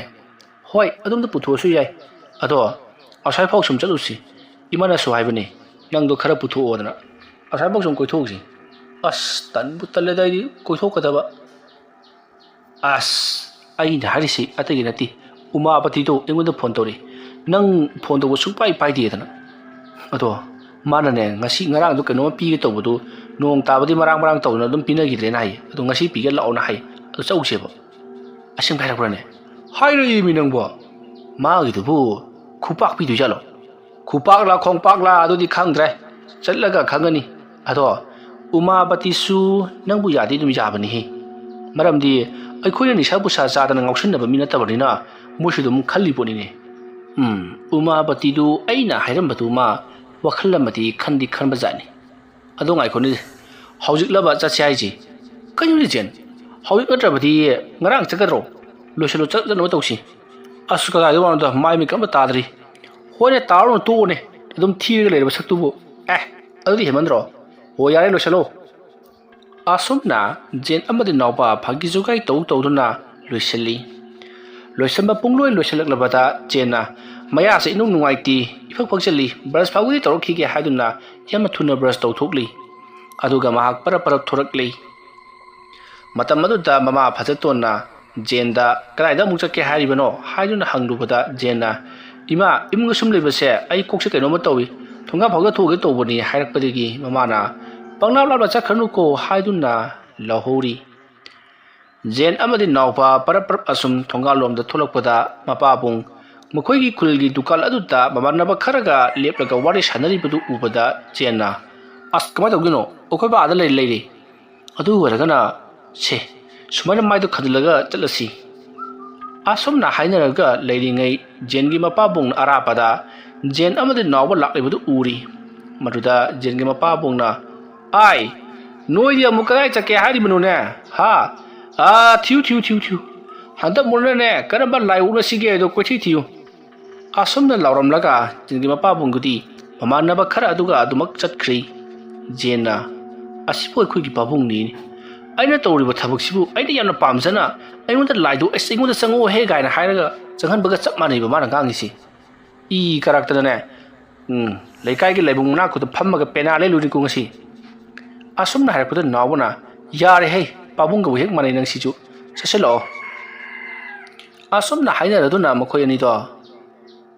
ꯎꯃꯥꯄꯇꯤꯒꯤ ꯂꯩꯀꯥꯏ ꯑꯗꯨꯗ ꯂꯥꯛꯂꯤ ꯎꯃꯥꯄꯇꯤꯒꯤ ꯂꯩꯀꯥꯏ ꯑꯗꯨ ꯌꯧꯁꯤꯜꯂꯛꯂꯕꯗ ꯀꯅꯥꯁꯨ ꯂꯩꯔꯝꯕ ꯎꯗꯦ ꯃꯁꯤꯗꯒꯤꯗꯤ ꯖꯦꯟꯅ ꯎꯃꯥꯄꯇꯤꯗ ꯐꯣꯟ ꯇꯧꯔꯤ ꯑꯗꯨꯒ ꯅꯪꯅ ꯂꯥꯛꯑꯣꯅ ꯍꯥꯏꯕꯗꯣ ꯑꯩꯈꯣꯏ ꯂꯥꯛꯑꯦ ꯅꯥꯎꯕꯗ ꯍꯥꯏꯔꯛꯄ ꯃꯥꯜꯂꯦ ꯑꯩ ꯉꯔꯥꯡꯗꯣ ꯂꯥꯏ ꯋꯣꯡꯉꯗꯅ ꯆꯨꯔꯣꯟ ꯄꯥꯔꯣꯟ ꯄꯣꯠꯂꯧ ꯇꯧꯕꯗꯤ ꯀꯌꯥ ꯇꯥꯍꯧꯗ꯭ꯔꯦ ꯑꯗꯣ ꯑꯩꯈꯣꯏ ꯂꯥꯛꯑꯦ ꯊꯣꯛꯂꯛꯑꯣ ꯑꯗꯨꯝꯅ ꯍꯥꯏꯔꯨꯕꯗ ꯎꯃꯥꯄꯇꯤꯅ ꯍꯣꯏ ꯉꯥꯛꯇꯪ ꯉꯥꯏꯔꯝꯃꯣ ꯑꯩ ꯂꯣꯏꯁꯤꯜꯂꯒ ꯑꯗꯨꯃꯛ ꯊꯣꯛꯂꯛꯂꯒꯦ ꯍꯥꯏꯔꯝꯂꯒ ꯐꯣꯟ ꯑꯗꯣ ꯊꯝꯈ꯭ꯔꯤ ꯃꯁꯤꯗꯒꯤꯗꯤ ꯖꯦꯟꯅ ꯑꯁ ꯃꯇꯥꯎ ꯃꯥꯒꯤꯗꯣ ꯑꯩꯉꯣꯟꯗ ꯐꯨꯕꯒꯤ ꯈꯨꯄꯥꯛꯀꯤ ꯈꯣꯡꯄꯥꯛꯀꯤ ꯋꯥꯔꯤꯗꯤ ꯃꯥꯟꯗ꯭ꯔꯦ ꯀꯔꯤꯒꯨꯝꯕ ꯑꯃ ꯄꯤꯒꯗꯕ ꯃꯥꯜꯂꯤ ꯁꯩ ꯇꯧꯔꯤꯕ ꯋꯥꯈꯜꯒꯁꯦ ꯅꯨꯡꯉꯥꯏ ꯑꯁꯨꯝꯅ ꯍꯥꯏꯔꯛꯄꯗ ꯅꯥꯎꯕꯅ ꯅꯨꯡꯉꯥꯏꯕꯅꯦ ꯅꯨꯡꯁꯤꯅꯕ ꯍꯧꯒꯠꯂꯛꯄ ꯍꯥꯏꯕꯁꯤꯗꯤꯅꯦ ꯂꯣꯏ ꯅꯨꯡꯉꯥꯏꯕꯅꯤ ꯃꯥ ꯀꯔꯤꯅꯣ ꯑꯩ ꯀꯔꯤꯅೋ ꯈꯪꯅꯗ꯭ꯔꯤꯉꯩꯗ ꯈꯔ ꯂꯩꯔꯒꯗꯤꯅꯦ ꯃꯗꯨꯒꯤ ꯅꯨꯄꯤꯗꯣ ꯏꯁꯧ ꯃꯄꯤꯅꯤ ꯑꯗꯩ ꯈꯔ ꯂꯩꯔꯒꯅ ꯃꯗꯨꯒꯤ ꯅꯨꯄꯤꯗꯣ ꯄꯨꯔꯥ ꯇꯧ ꯉꯝꯕꯤꯅꯤ ꯅꯨꯄꯥ ꯀꯣꯏꯕꯤꯅꯤ ꯑꯗꯨ ꯇꯧꯕꯤꯅꯤ ꯑꯗꯥ ꯇꯧꯕꯤꯅꯤ ꯏꯁꯩꯗ ꯑꯃꯗ ꯂꯩꯗꯥꯏꯅꯦ ꯈꯪꯕ꯭ꯔꯥ ꯑꯩꯈꯣꯏꯒꯤ ꯏꯉꯥꯎꯇ ꯉꯥꯎꯖꯕꯤ ꯃꯣꯃꯣꯟꯇ ꯅꯣꯛꯀꯟꯕꯤ ꯂꯩꯗꯥꯏꯅꯦ ꯃꯇꯧꯗꯨꯗ ꯅꯨꯡꯁꯤꯔꯨꯏ ꯑꯗꯨꯒꯗꯤ ꯀꯩꯗꯧꯔꯦ ꯃꯥꯏꯊꯣꯡ ꯌꯥꯝꯕꯤ ꯂꯩꯔꯥꯡ ꯑꯣꯏꯔꯝꯈꯤ ꯂꯩꯈꯣꯡ ꯁꯣꯝꯕ ꯃꯄꯨ ꯌꯥꯝꯂꯝꯈꯤ ꯈꯪꯕ꯭ꯔꯥ ꯑꯗꯨ ꯇꯥꯗꯣꯏꯅꯤ ꯅꯨꯡꯁꯤꯅꯕ ꯍꯧꯒꯠꯂꯛꯄꯁꯤꯗꯤꯅꯦ ꯃꯩ ꯏꯁꯤꯡꯒ ꯆꯪꯕꯖꯥꯠ ꯅꯠꯇꯦ ꯑꯗꯣ ꯀꯨꯏꯁꯤꯜꯂꯛꯑꯀꯥꯟꯗ ꯃꯥꯒꯤ ꯃꯒꯨꯟ ꯈꯪꯉꯛꯑꯀꯥꯟꯗꯅꯤ ꯂꯣꯏꯅꯃꯛ ꯏꯁꯄꯥꯛ ꯊꯣꯛꯏꯁꯤ ꯑꯗꯨꯗꯨꯗꯅꯦ ꯑꯃꯅ ꯈꯔ ꯍꯟꯕ ꯑꯃꯅ ꯈꯔ ꯍꯦꯟꯕ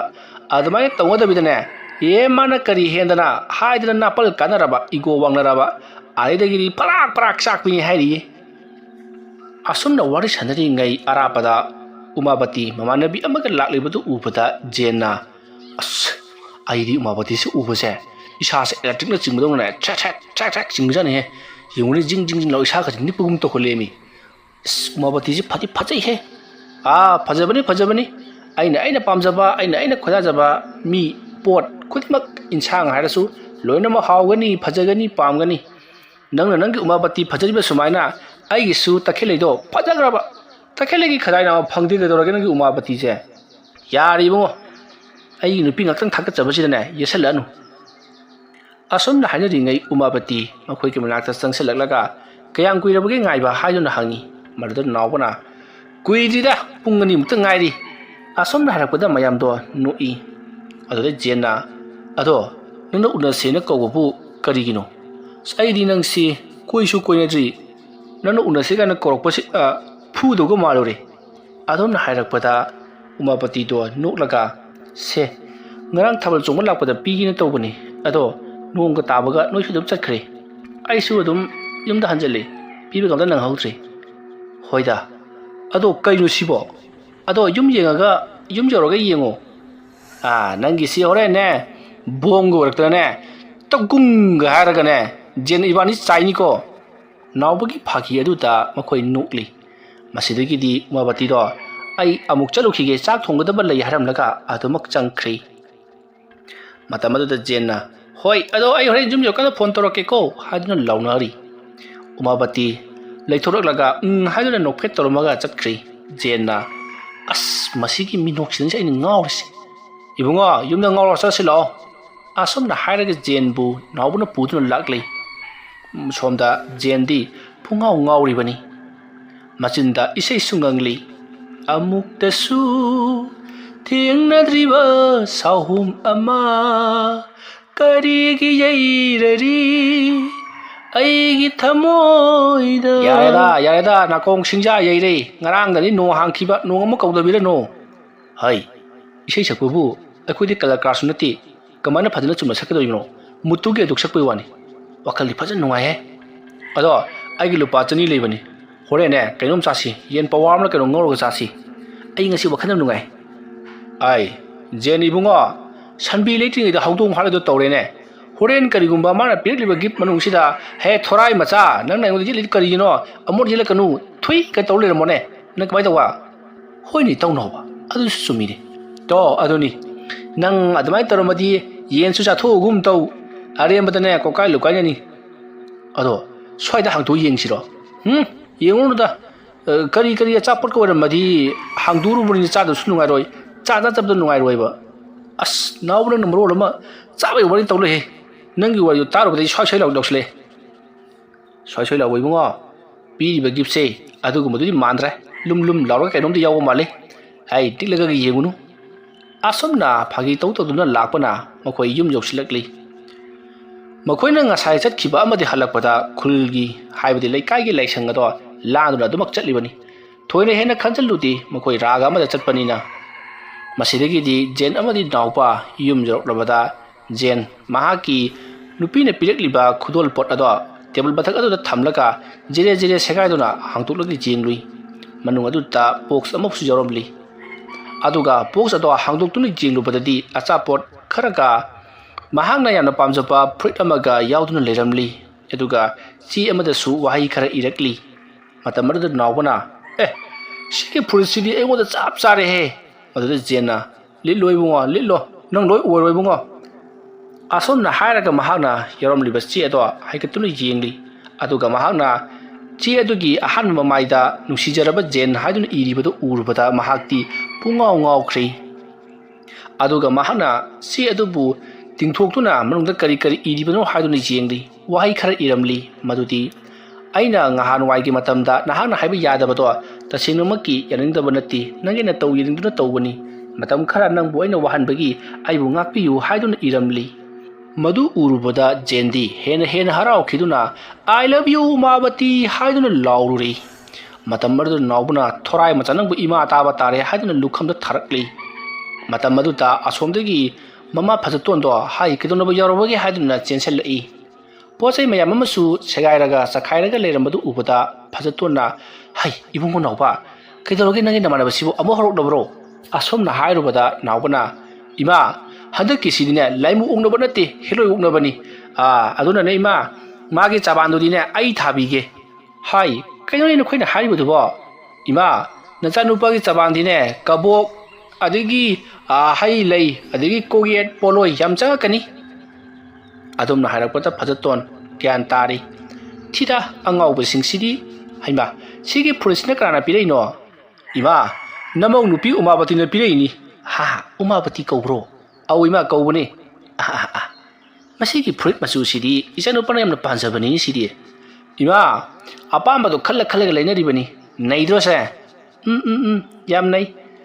ꯉꯥꯏꯈꯣꯅꯦ ꯑꯗꯨꯕꯨ ꯏꯕꯨꯡꯉꯣ ꯅꯨꯄꯤꯗꯨꯕꯨ ꯀꯗꯥꯏꯗꯒꯤꯅꯣꯅꯦ ꯑꯗꯨꯕꯨꯗꯤ ꯌꯥꯝ ꯅꯛꯏꯅꯦ ꯏꯃꯥ ꯉꯔꯥꯡ ꯊꯥꯕꯜ ꯆꯣꯡꯕ ꯆꯠꯂꯨꯕ ꯃꯐꯝꯗꯨ ꯑꯗꯨꯗꯅꯤ ꯍꯩꯃꯥ ꯑꯗꯨꯗꯤ ꯃꯈꯥ ꯈꯨꯟꯗꯅꯤꯅꯦ ꯍꯣꯏ ꯏꯃꯥ ꯃꯈꯥ ꯈꯨꯟꯗꯅꯤ ꯑꯣ ꯍꯩ ꯃꯁꯛꯄꯨ ꯀꯝꯗꯧꯒꯦ ꯃꯁꯛꯀꯤꯗꯤ ꯏꯃꯥ ꯃꯨꯔꯁꯨ ꯊꯤ ꯍꯥꯏꯇꯥꯔꯦ ꯑꯁ ꯅꯣꯏꯅ ꯍꯦꯡ ꯍꯥꯡꯕꯁꯤꯃ ꯐꯔꯦ ꯑꯗꯣ ꯄꯪꯉꯥꯎꯗꯤ ꯉꯥꯎꯁꯤꯟꯅꯒꯅꯨ ꯅꯈꯣꯏꯀꯣ ꯃꯍꯩ ꯃꯁꯤꯡ ꯐꯖꯅ ꯇꯝꯂꯒꯅꯦ ꯃꯇꯤꯛ ꯆꯥꯕ ꯃꯤ ꯑꯃꯃꯝ ꯑꯣꯏꯔꯀꯥꯟꯗꯅꯦ ꯊꯕꯛꯀ ꯇꯧꯒꯗꯕꯅꯤꯀꯣ ꯏꯃꯥ ꯑꯩꯈꯣꯏꯁꯨ ꯂꯣꯏꯅꯃꯛ ꯈꯪꯉꯤꯗ ꯍꯧꯖꯤꯛꯇꯒꯤ ꯍꯧꯅ ꯁꯨꯝ ꯊꯝꯕꯒꯤ ꯋꯥꯅꯤ ꯍꯧꯖꯤꯛ ꯍꯦꯛꯇ ꯄꯨꯔꯛꯀꯅꯨꯛꯇꯤ ꯅꯨꯡꯁꯤꯅꯕ ꯀꯣꯏꯅꯕꯁꯦ ꯏꯃꯥ ꯍꯦꯛ ꯀꯣꯏꯅꯕꯒ ꯆꯦꯟꯒꯅꯤ ꯍꯥꯏꯕ ꯂꯩꯄꯣꯟꯇꯤꯅꯤ ꯍꯣꯏ ꯑꯗꯨꯕꯨꯅꯦ ꯍꯩ ꯅꯄꯥꯕꯨꯡꯗꯤ ꯈꯪꯍꯜꯂꯨꯅꯨ ꯅꯄꯥꯕꯨꯡꯒ ꯈꯪꯂꯕꯗꯤ ꯏꯕꯨꯡꯉꯣ ꯅꯪ ꯍꯤꯡꯕꯩ ꯋꯥ ꯂꯩꯇꯦ ꯐꯔꯦ ꯑꯩ ꯆꯥꯝꯗ ꯂꯣꯏꯁꯤꯜꯂꯨꯈꯤꯒꯦꯀꯣ ꯆꯣꯞꯄꯦꯅꯁꯦ ꯂꯥꯎ ꯈꯣꯕ ꯀꯣꯏꯂꯥꯎ ꯈꯣꯕ ꯑꯩꯗꯤ ꯉꯁꯥꯏ ꯈꯪꯉꯝꯃꯤ ꯁꯤ ꯊꯣꯛꯑꯅꯦꯁꯦ ꯅꯪꯒꯤ ꯑꯃ ꯂꯩꯌꯦꯕ ꯉꯧꯔꯤ ꯐꯩ ꯇꯧꯕ ꯑꯃ ꯌꯥꯔꯦ ꯀꯩꯗꯧꯔꯒꯦ ꯅꯥꯎꯕ ꯃꯇꯥꯡ ꯅꯪꯁꯨ ꯅꯪꯒꯤ ꯇꯈꯦꯜ ꯂꯩꯅꯥꯒꯤ ꯄꯤꯔꯛꯄꯗ ꯍꯔꯥꯎꯗꯨꯅ ꯂꯥꯎꯔꯨꯕꯗ ꯄꯨꯂꯤꯁꯅ ꯇꯥꯟꯅꯔꯒ ꯌꯩꯈꯤꯕꯗꯨ ꯀꯥꯎꯔꯕ꯭ꯔꯣ ꯑꯁꯣꯝꯅ ꯃꯈꯣꯏ ꯑꯅꯤꯗꯣ ꯐꯥꯒꯤ ꯇꯧꯗꯨꯅ ꯅꯣꯛꯃꯤꯟꯅꯔꯤ ꯑꯁꯨꯝꯅ ꯃꯈꯣꯏ ꯑꯅꯤꯗꯣ ꯉꯥꯏꯍꯥꯛ ꯅꯣꯛꯃꯤꯟꯅꯔꯕ ꯃꯇꯨꯡꯗ ꯅꯥꯎꯕꯁꯨ ꯃꯌꯨꯝꯂꯣꯝꯗ ꯍꯟꯈ꯭ꯔꯤ ꯖꯦꯟꯁꯨ ꯑꯗꯨꯃꯛ ꯂꯩꯍꯧꯔꯤ ꯃꯁꯤꯒꯤ ꯃꯇꯨꯡ ꯃꯇꯝꯗꯣ ꯑꯁꯨꯝ ꯍꯧꯈ꯭ꯔꯤ ꯃꯇꯝ ꯈꯔ ꯍꯧꯈ꯭ꯔ ꯃꯇꯨꯡꯗ ꯃꯊꯪꯒꯤ ꯍꯞꯇꯥꯒꯤ ꯂꯩꯕꯥꯛꯄꯣꯛꯄ ꯃꯇꯝ ꯅꯨꯃꯤꯠꯇꯣ ꯌꯧꯁꯤꯜꯂꯛꯈꯤ ꯂꯩꯕꯥꯛꯄꯣꯛꯄ ꯅꯨꯃꯤꯠ ꯌꯧꯒꯗꯕ ꯅꯨꯃꯤꯠ ꯅꯤꯅꯤ ꯋꯥꯠꯂꯤꯉꯩꯗꯒꯤ ꯖꯦꯟ ꯃꯁꯥꯗ ꯅꯨꯡꯉꯥꯏꯇꯕ ꯂꯥꯏꯍꯧ ꯍꯧꯕ ꯀꯔꯤꯅꯣ ꯈꯪꯗꯕ ꯃꯑꯣꯡꯗ ꯇꯧꯕ ꯍꯧꯔꯛꯂꯤ ꯅꯨꯃꯤꯠꯇꯨ ꯃꯍꯥꯛ ꯅꯨꯃꯤꯗꯥꯡꯒꯤ ꯄꯨꯡ 12 ꯇꯥꯁꯜꯂꯛꯂꯕ ꯐꯥꯎꯕꯗ ꯎꯃꯥꯕꯇꯤꯒ ꯃꯦꯁꯦꯖ ꯊꯥꯅꯗꯨꯅ ꯂꯩꯔꯤ ꯇꯨꯝꯂꯁꯤ ꯍꯥꯏꯅꯕꯗꯤ ꯄꯨꯡ 13 ꯈꯔ ꯍꯦꯜꯂꯛꯄ ꯑꯗꯨꯋꯥꯏꯗꯒꯤꯅꯤ ꯑꯗꯨꯕꯨ ꯍꯧꯖꯤꯛ ꯐꯥꯎꯕ ꯃꯈꯣꯏ ꯇꯨꯝꯗ꯭ꯔꯤ ꯃꯈꯣꯏꯒꯤ ꯋꯥꯔꯤ ꯁꯥꯡꯊꯗꯨꯅ ꯃꯦꯁꯦꯖ ꯑꯗꯣ ꯊꯥꯅꯗꯨꯅ ꯑꯣꯏꯅꯗꯨꯅ ꯀꯤꯅꯗꯨꯅ ꯂꯩꯔꯤ ꯑꯁꯨꯝꯅ ꯂꯩꯔꯤꯉꯩ ꯃꯇꯝꯗꯤ ꯑꯁꯨꯝ ꯊꯦꯡꯖꯤꯜꯂꯛꯂꯕꯗ ꯖꯦꯟꯅ ꯎꯃꯥꯕꯇꯤꯗ ꯇꯨꯝꯃꯅꯕ ꯇꯧꯔꯁꯤ ꯑꯩꯁꯨ ꯌꯥꯝꯅ ꯇꯨꯝꯅꯤꯡꯉꯤ ꯍꯥꯏꯔꯤ ꯑꯗꯨꯕꯨ ꯎꯃꯥꯕꯇꯤ ꯃꯍꯥꯛ ꯇꯁꯦꯡꯅ ꯎꯏꯈ꯭ꯔ ꯃꯥꯜꯂꯤ ꯖꯦꯟꯅ ꯃꯦꯁꯦꯖ ꯏꯔꯤꯉꯩꯗꯨꯗ ꯃꯍꯥꯛ ꯇꯨꯝꯊꯈ꯭ꯔꯕ ꯖꯥꯠꯅꯤ ꯃꯦꯁꯦꯖ ꯔꯤꯄ꯭ꯂꯥꯏ ꯄꯤꯔꯛꯈꯤꯗ꯭ꯔꯤ ꯑꯗꯨꯒꯗꯤ ꯑꯗꯨꯃꯛ ꯋꯥꯆꯞꯇ ꯑꯣꯐꯂꯥꯏꯟ ꯂꯩꯈ꯭ꯔꯤ ꯖꯦꯟ ꯈꯪꯂꯦ ꯎꯃꯥꯕꯇꯤ ꯁꯣꯏꯗꯅ ꯇꯨꯝꯂꯝꯂꯒꯅꯤ ꯍꯥꯏꯕꯁꯤ ꯃꯁꯤꯗꯒꯤꯗꯤ ꯖꯦꯟꯁꯨ ꯇꯨꯝꯂꯒꯦ ꯍꯥꯏꯗꯨꯅ ꯃꯍꯥꯛꯀꯤ ꯃꯣꯕꯥꯏꯜ ꯑꯗꯨ ꯃꯨꯊꯠꯂꯕ ꯃꯇꯨꯡꯗ ꯃꯍꯥꯛꯀꯤ ꯂꯨꯈꯨꯝꯗꯨ ꯊꯝꯃꯤ ꯑꯁꯨꯝꯅ ꯃꯍꯥꯛꯅ ꯂꯨꯈꯨꯝꯗꯨ ꯍꯦꯛ ꯊꯝꯈꯤꯕꯒ ꯀꯅꯥꯒꯨꯝꯕ ꯃꯤꯑꯣꯏ ꯑꯃꯅ ꯃꯨꯔꯨꯝ ꯁꯣꯟꯕꯒꯤ ꯈꯣꯟꯖꯦꯜ ꯇꯥꯔꯛꯂꯤ ꯑꯗꯨꯃ ꯇꯧꯔꯛꯄꯗ ꯖꯦꯟ ꯀꯔꯤꯅꯣꯅꯦ ꯀꯅꯥꯅꯣꯅꯦ ꯃꯨꯔꯨꯝ ꯁꯣꯜꯂꯤꯕꯁꯤꯕꯣ ꯑꯩꯈꯣꯏꯒꯤ ꯏꯃꯥꯒ ꯕꯕꯥꯒꯗꯨꯕꯨ ꯑꯃꯨꯛ ꯎꯪꯈꯠꯅꯔꯕ ꯖꯥꯠꯂꯥ ꯑꯁ ꯃꯁꯤꯒꯤ ꯑꯍꯜ ꯑꯅꯤꯁꯤꯅ ꯃꯔꯣꯜ ꯑꯃꯅꯦ ꯑꯁꯨꯝꯅ ꯍꯥꯏꯅꯗꯨꯅ ꯂꯩꯔꯤꯉꯩ ꯀꯅꯥꯒꯨꯝꯕ ꯃꯤꯑꯣꯏ ꯑꯃꯗ ꯈꯨꯄꯥꯛꯅ ꯊꯥꯗꯨꯅ ꯁꯦꯠ ꯂꯥꯎꯅ ꯐꯨꯈꯤꯕꯒꯤ ꯈꯣꯟꯖꯦꯜ ꯑꯃ ꯇꯥꯏ ꯑꯗꯨꯒ ꯃꯨꯔꯨꯝ ꯑꯃꯨꯛ ꯁꯣꯜꯂꯤ ꯃꯁꯤꯗꯤ ꯖꯦꯟ ꯃꯈꯣꯏꯒꯤ ꯃꯃꯥꯒ ꯕꯕꯥꯒꯗꯨ ꯈꯟꯅꯕ ꯆꯩꯕ ꯌꯥꯎꯕ ꯖꯥꯠꯂꯥ ꯍꯥꯏꯗꯨꯅ ꯃꯍꯥꯛ ꯄꯔꯞ ꯊꯣꯛꯂꯛꯇꯨꯅ ꯌꯦꯡꯂꯨꯕꯗꯗꯤ ꯑꯍꯜ ꯑꯅꯤꯗꯣ ꯀꯔꯤꯁꯨ ꯇꯧꯔꯝꯗꯦ ꯑꯗꯨꯃꯛ ꯃꯈꯣꯏꯒꯤ ꯀꯥꯗ ꯇꯨꯃꯤꯟ ꯑꯗꯨꯃꯛ ꯂꯩꯔꯝꯂꯤ ꯇꯨꯝꯂꯒ ꯖꯦꯟꯅ ꯀꯔꯤꯅꯣꯅꯦ ꯍꯧꯖꯤꯛ ꯇꯥꯔꯤꯕꯗꯨꯕꯣ ꯑꯩꯒꯤ ꯋꯥꯈꯜꯅꯔꯥ ꯑꯩꯒꯤ ꯂꯩꯕꯥꯛꯄꯣꯛꯄ ꯃꯇꯝꯗꯨꯕꯨ ꯌꯧꯁꯤꯜꯂꯛꯂꯤꯅꯤ ꯑꯗꯨꯒꯤ ꯍꯧꯔꯛꯂꯤꯕ ꯖꯥꯠꯂꯥ ꯑꯁꯨꯝꯅ ꯃꯊꯃꯣꯏꯗ ꯈꯟꯖꯔꯤ ꯑꯗꯨꯒ ꯃꯍꯥꯛꯅ ꯇꯞꯅ ꯑꯁꯨꯝ ꯃꯍꯥꯛꯀꯤ ꯀꯥꯗ ꯂꯥꯛꯄ ꯃꯇꯝꯗ ꯃꯍꯥꯛꯀꯤ ꯇꯨꯡꯂꯣꯝꯗ ꯀꯅꯥꯒꯨꯝꯕ ꯑꯃ ꯇꯨꯕꯔ ꯁꯝꯗꯨꯅ ꯆꯠꯈꯤꯕꯒꯤ ꯅꯨꯡꯁꯤꯠꯀꯤ ꯁꯥꯍꯨꯝ ꯑꯃ ꯐꯪꯉꯤ ꯑꯗꯨꯒ ꯍꯤꯡꯒꯥꯏ ꯃꯅꯝ ꯅꯝꯈꯤ ꯃꯁꯤꯗꯒꯤꯗꯤ ꯖꯦꯟꯅ ꯀꯩꯅꯣ ꯍꯧꯖꯤꯛꯀꯤꯗꯨꯗꯤ ꯑꯁꯨꯝꯅ ꯍꯥꯏꯔꯒ ꯃꯍꯥꯛꯅ ꯁꯠ ꯂꯩꯊꯣꯛꯂꯒ ꯌꯦꯡꯂꯨꯏ ꯑꯗꯨꯕꯨ ꯀꯅꯥꯁꯨ ꯂꯩꯔꯝꯗꯕꯗꯒꯤ ꯃꯍꯥꯛꯀꯤ ꯀꯥ ꯇꯝꯅ ꯄꯔꯞ ꯆꯪꯁꯤꯜꯂꯛꯂꯒ ꯐꯃꯨꯡꯗ ꯀꯥꯈꯠꯇꯨꯅ ꯀꯥꯡꯈꯜ ꯑꯗꯣ ꯊꯥꯔꯒ ꯌꯦꯞꯁꯤꯜꯂꯤ ꯑꯗꯨꯒ ꯃꯍꯥꯛꯅ ꯇꯨꯃꯤꯟꯅ ꯐꯝꯗꯨꯅ ꯂꯩꯔꯤ asumna leiringai matam aduta mahaki phamungki kang khaduta kanagumba amabu nahibagi khonjal taraklei adumna nahibagi khonjal tarakpaduta jenna hai kanano ha kang khada nahiri budu kanano asumna haraga phamung ado dong dong dong thilli asumna phamung aduta dong dong thilluba aduta hojik nahirambado tumina leikri masidagi jen hantamuk tawklabadi khangni aduma leiringai khanghaudana mahake kangal do kanagumba amana thadalapagum pat pat launa thadalaga kangalado pulap bangonda uptharakhi matamaduda jendo kankal aduna masa punama upsilakpa kwe yesalakpaduta sor phunkatuna sor honba ngamdri maramasitigi mahakna kangalado lawthuknabagi damakti yamna kanna honari asumna kangalado lawthuknaba yamna kanna honaraba matung gamlaktabadagi kankalado mahakna jere segaiki asumna segairaga oho baduda magado likhatlaga sordo thabet holi etuga hai kanano ayunda suma tawliba sim kanano haiduna kanna lauri jen adumna kanna lawrakpaduta mamahaki mapabung amadi mama phajaton kari toroba jano haduna mu chenselakli matam aduda jenna kankal ado segairaga magado likhatlaga kanano ayunda suma tawliba sim kanano haduna masabu namak humangana pi kangna sor thabet holaga leirambadu urubada jengi mapabungna hai kari tawre ha kankan jina kari gi segai bano adumna halakpada jenna hauji mongoda torokhibado loinamak tamli adumna jena tampu wafamadu tabada mama phasatonna karino haribadu ibungo kankal khalibase yengune nangi kankal gi phangkhong mariji katanati kiriba yengu phairiba ukrimak loina phai pullibani aduga kamai takadoribano ima adune sunglibasi kangan takpagi makhon somada tadi aisi aha yar hamada mi amana murum solaga checha phunabagi khonjal tarakpaduta imaga pabungase khanaraba jala haiduna ji tholamabani adugi aina imaga pabunga do kaiso to haudabaduda ai kada amuk lakpani matamaduda ai gi tungta kana kumba ma chakhibagi sahum phangi adugani iman namthiba mana mama sunnami adigai pakhatuna phamungda phan chongkhapani adugadi ai kang khasida mina hebagi khonjal tarakpadagi aina dong thinbadagi tumin leikri adugadi kangal se talaga ai gi magi taflali jengi wafam punamak tarabada jengi mapabungna o leya popo numit khudingi lai khurumgadabani haibadu ai khangle leya popo yogadaba ngasi nongmada ngasalakle hayeng yogadoribani aduna torok po soidir oiramgani fare hayeng su lai amungtang khoram thoksi natrabadi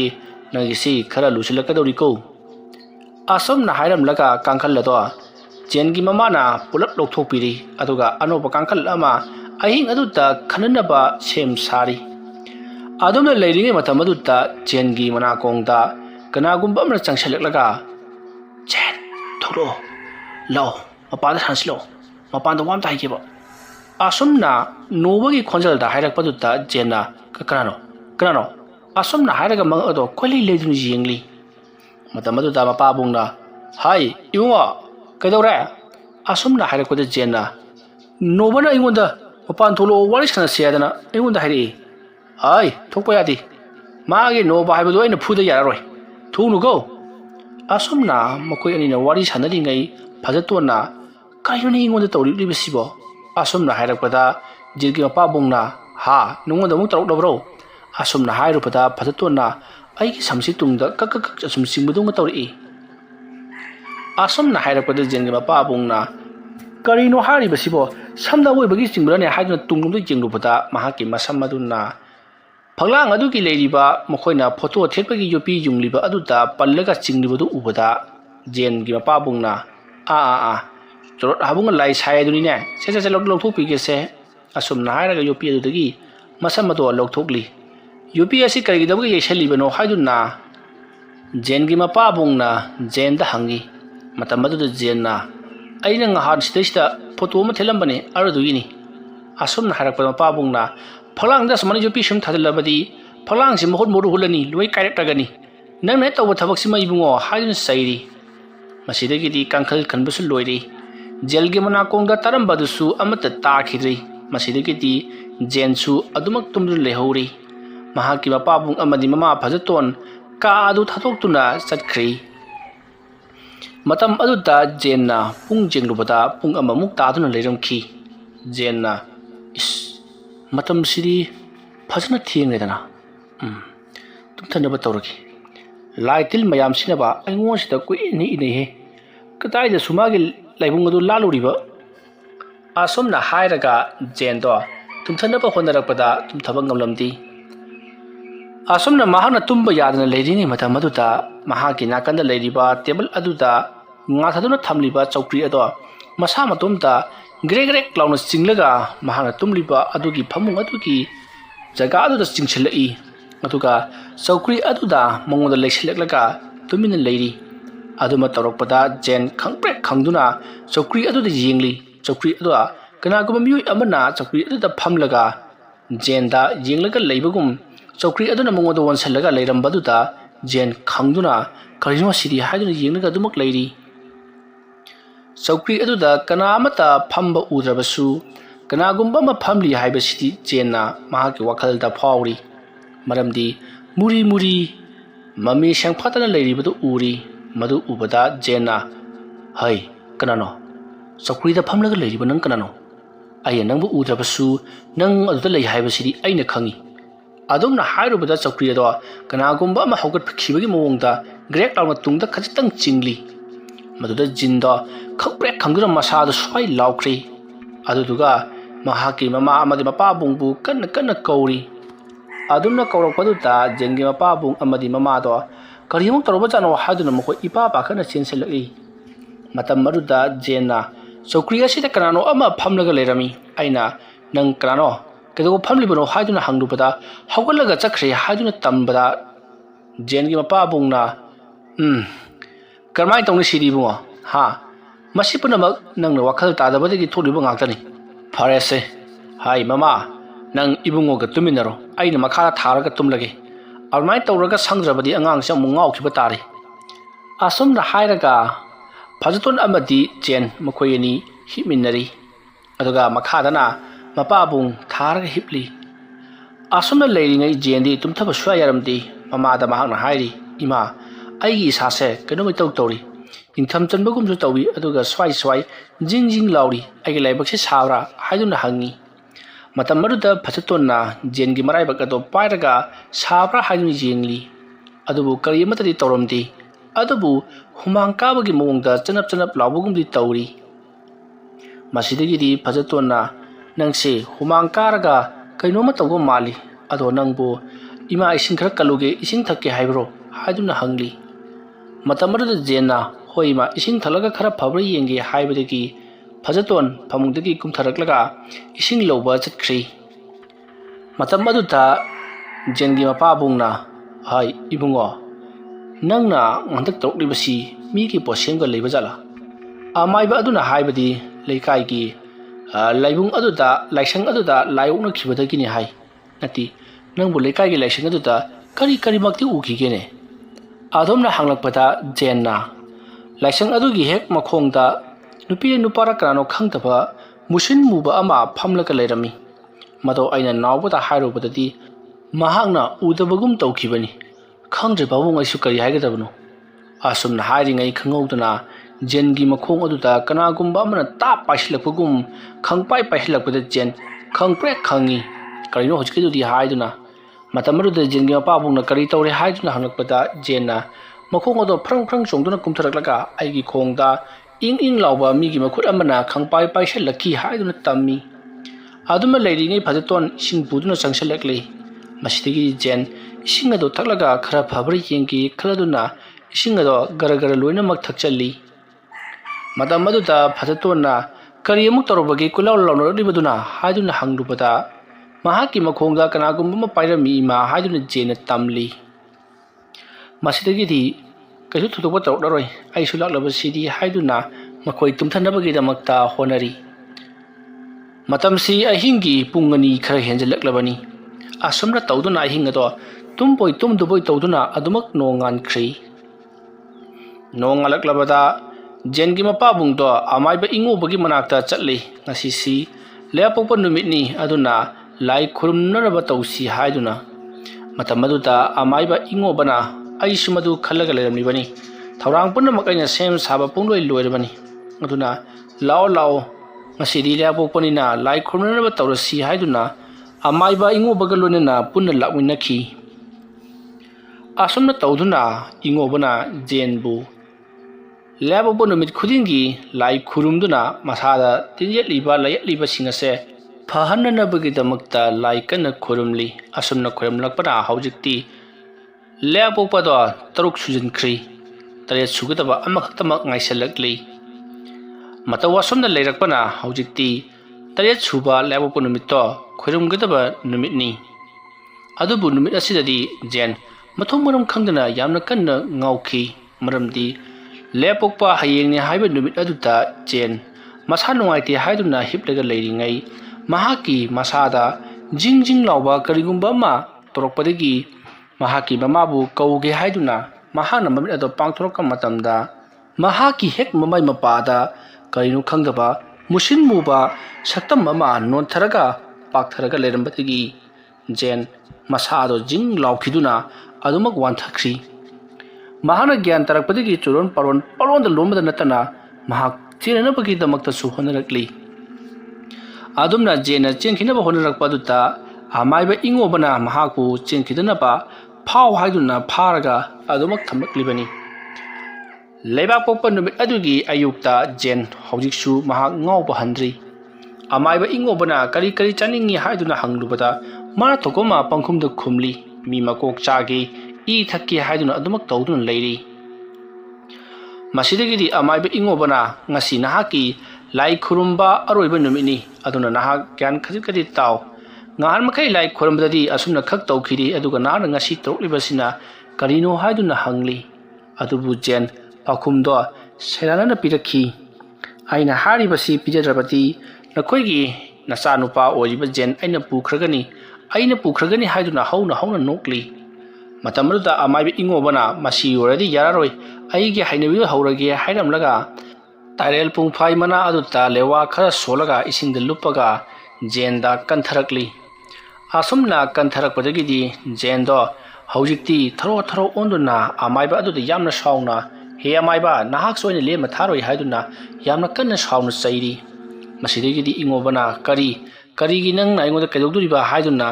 ꯌꯥꯝꯅ ꯀꯟꯅ ꯂꯩꯇꯥꯏꯅꯔꯛꯂꯤ ꯇꯥꯏꯔꯦꯜ ꯑꯗꯨꯅ ꯀꯟꯗꯨꯅ ꯍꯥꯏꯌꯨ ꯅꯍꯥꯛꯅ ꯍꯧꯖꯤꯛ ꯄꯥꯝꯂꯤꯕꯁꯤ ꯀꯔꯤꯅꯣ ꯌꯥꯝꯅ ꯊꯨꯅ ꯆꯠꯈ꯭ꯔꯣ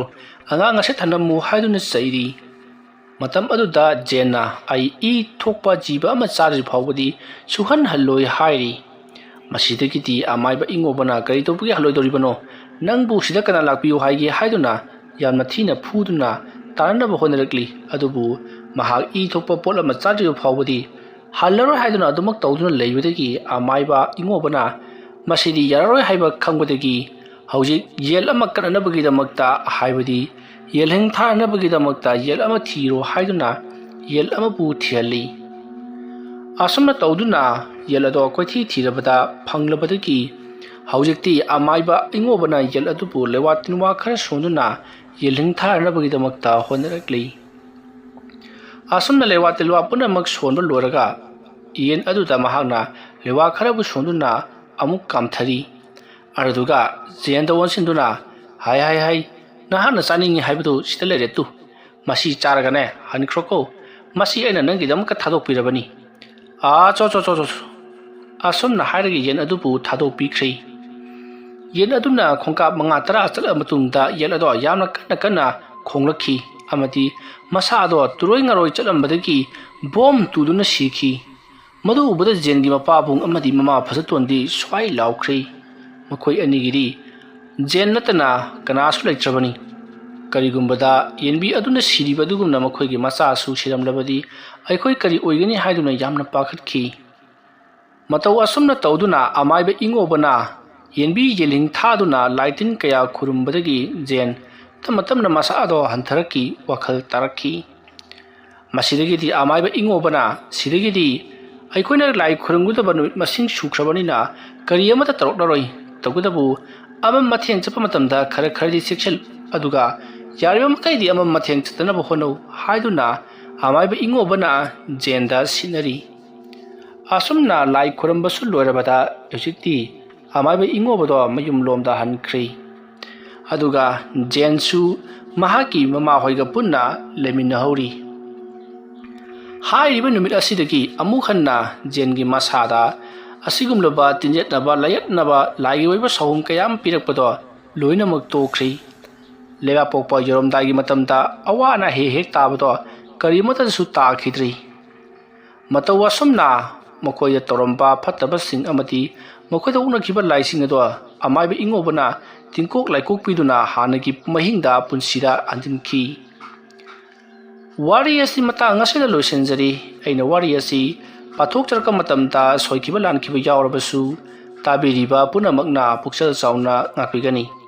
ꯃꯌꯥꯝꯕꯨ ꯑꯔꯣꯏꯕꯗ ꯑꯃꯨꯛꯀ ꯍꯟꯅ ꯈꯨꯔꯨꯝꯖꯔꯤ